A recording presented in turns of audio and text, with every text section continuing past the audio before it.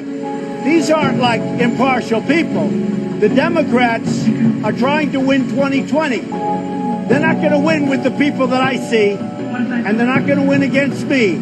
But they should be really focused on legislation, not the things that have been, this has been litigated, just so you understand. This has been litigated for the last 2 years, almost since I got into office. Now, if you want to litigate, go after the DNC, Crooked Hillary, the dirty cops, all of these things. That's what should be litigated, because that was a rigged system. And I am breaking down the swamp. If you look at what's happening, they're getting caught, they're getting fired. Who knows what's going to happen from now on, but I hope it's very strong. But if you look at drain the swamp, I am draining the swamp. Thank you very much. Hello and welcome, fellow digital soldiers, to True Reporting. It is the 27th of April, and on today's podcast, we have a big rally tonight in Green Bay, Wisconsin. This is coming right after what has just occurred with a lot of stuff going on with Biden, the Mueller report, everything coming out, my friends, and I think we're going to hear a lot about it at this rally. Also, this is in spite of the Correspondents' Dinner. There will be no Correspondents' Dinner, or at least Trump will not be there. No comic, nothing like that. He is going to Green Bay, Wisconsin, home of a lot of patriots, instead of being ridiculed by the media. My friends, before we get into this podcast, would you please go ahead and click the bell to get notifications, so when I post to this channel, you'll be the first to know.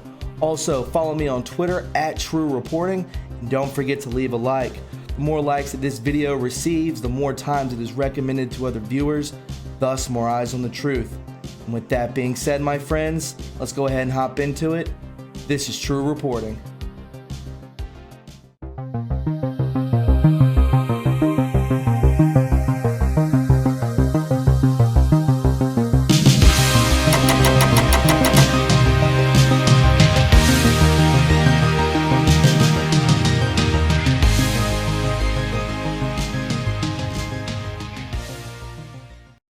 My friends, it's good to have you aboard. I know the rally starts tonight, I believe at 8 p.m.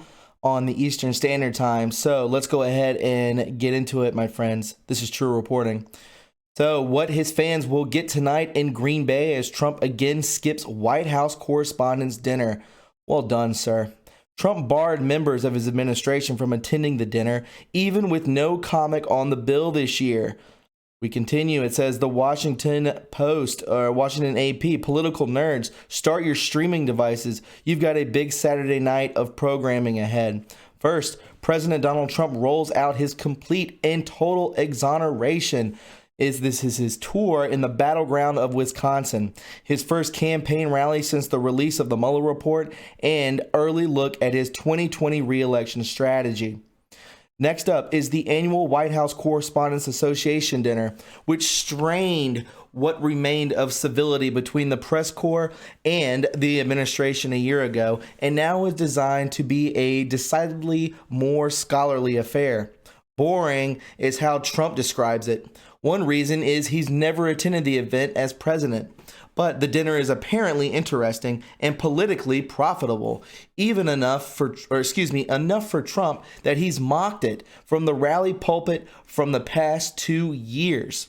Here's a look at what to watch from Trump's rally at 8 p.m. tonight Eastern Time at the Correspondents' Dinner at 9:30 p.m. So that rally is going to last about an hour and a half. I wouldn't even look into looking at that Correspondents' Dinner. I agree with Trump. I agree with our president. It is boring. It is only there to ridicule him. Here we are. The state of things. On the night of the press dinner in 2017, Trump mused from a rally stage in Harrisburg, Pennsylvania, that he might consider attending the event the next year. It was not to be.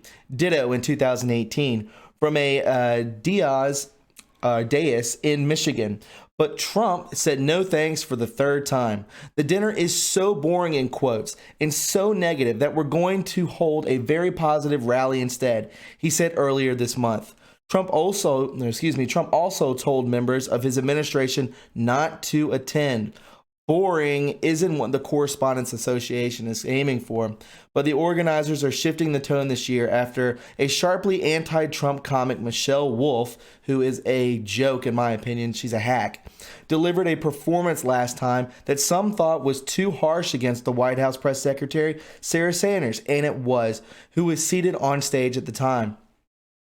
From the Market Watch archives, Michelle Wolf, this is the video, I'll leave this in the description box below. Instead, the featured speaker will be historian Ron Chernow, a Pulitzer Prize-winning author of biographies on Alexander Hamilton, and less famously, Ulysses Grant. Chernow, like many historians, strongly opposes Trump's candidacy in 2016 and labeled him a demagogue. Why is he even going to be there then? Association President Oliver Knox said in a statement, "We're looking forward to an enjoyable event of celebrating the First Amendment and great journalists past, present, and future." A big one, they say. The release of the redacted Mueller report seemed to have infused Trump at first with a sense of triumph. He declared America in, quote, the greatest place on earth, and tweeted, "No collusion, no obstruction, complete and total exoneration." He promised Saturday at the Saturday rally in Wisconsin would be a big one, and began testing messages and slogans in a possible preview for the remainder of the 2020 re-election bid. Barron's Big Money Poll. Why money managers surveyed by Barron's foresee Trump re-election. That's dumb. I don't know if this is a pro-Trump website, but I'll continue on nevertheless. The special counsel found no probable evidence that Trump or his campaign conspired with Russia to influence the 2016 presidential election, but it did reveal details of the president's efforts to thwart the investigation, fire Mueller, and get other people to lie for him. Democrats are agitating for more investigations, and some want to begin impeachment proceedings. Trump vowed to not let any aides testify to Congress. He turned some of his anger on the New York Times, suggesting they get down on their knees and beg for forgiveness. That's hilarious. This is obviously not a pro-Trump website, but I'm digging it. Post-Mueller messaging. Trump's darker tone signals an approach to the rally that's different from the positive plans he had described.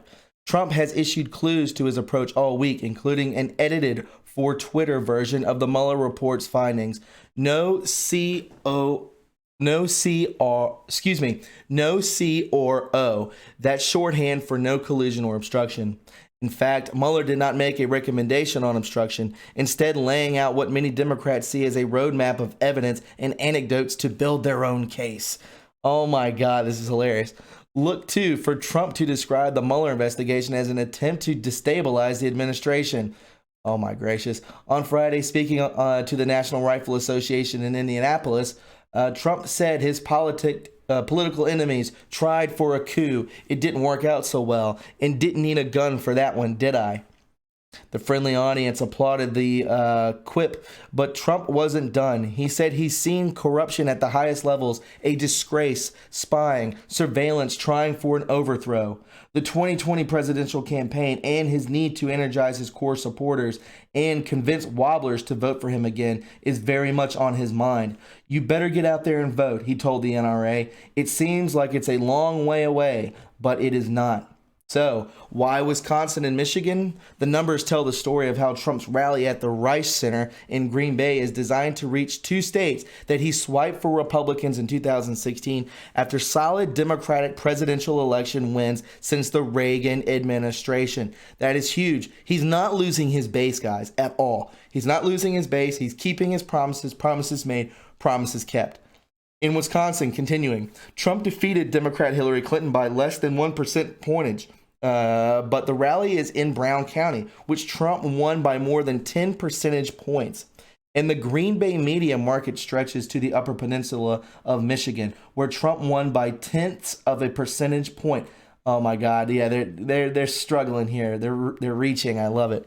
The Rice Center seats as many as 10,000 people, according to its website, creating the potential for the crowded venue visual Trump covets. Well, because he can fill these places. I've seen pictures of Bernie Sanders in Texas, and there was about 90 people there. These people are jokes. Beto, he's pulling in 30 people at a college. Trump's got to get these. He's got to get these these giant arenas because this is what people want to see. They love him. Bernie trolling. Senator Bernie Sanders isn't expected to campaign in Wisconsin on Saturday, his campaign says, but his supporters, like other Democrats in the race, are determined not to take the state for granted, as many believe Clinton did. Sanders topped Clinton in the Dairy State's Democratic primary election in 2016, while Ted Cruz handedly bested Trump on the Republican side. Earlier in the week, Sanders supporters took out a front-page ad that ran in Friday's Green Bay Press-Gazette that says Trump lied to Wisconsin voters about bringing back jobs amid layoffs at big companies. The ad also promotes dozens of Sanders, in quote, organizing events around the state on the day Trump speaks. It will not help them at all. And my friends, that is the article. They're grasping. They're grasping at anything they can get. They need to get a candidate in there to even stand a chance against POTUS, because he's going to wipe the floor with his what he's done. He's done so much good for this country, and he's just going to wipe the floor with these bums, in my opinion. My friends, remember, there is a rally tonight at 9 o'clock. I will be releasing this in about 20 minutes. Well, it doesn't matter because it'll be already out when you see this. So, my friends, if you found this enjoyable and you found it informative, please subscribe to my channel. You can follow me on Twitter at True Reporting. We're about to hit 11,000 followers, so I would greatly appreciate it. A lot of news coming from Twitter, so it's good to be on there and follow me. Also, don't forget to leave a like. The more likes that this video receives, it gets recommended to other viewers, and a lot of people get to see what's going on. They get to see the truth. My friends, you can donate to this channel by going to my PayPal or Patreon in the description box below. I hope you have a wonderful evening and you enjoy the rally, and I will talk to you very soon. Have a wonderful evening. Bye-bye.